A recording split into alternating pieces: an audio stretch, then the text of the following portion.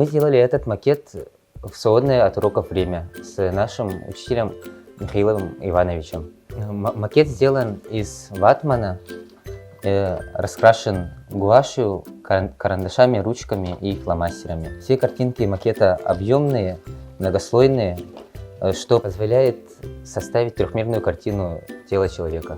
Трудной частью был перевод с русского на якутский язык. Мы использовали книгу Тумусова, называется «Киге Антома», то есть «Анатомия человека». Там расписано множество органов человека, и они переведены с русского на якутский. Мы основали макет на книге доктора Фета 1904 года выпуска. Мы увеличили макет человека в 1,5 раза и перевели на якутский. Мы занимаемся этой темой примерно 3 месяца и участвовали в разных научно-практических конференциях.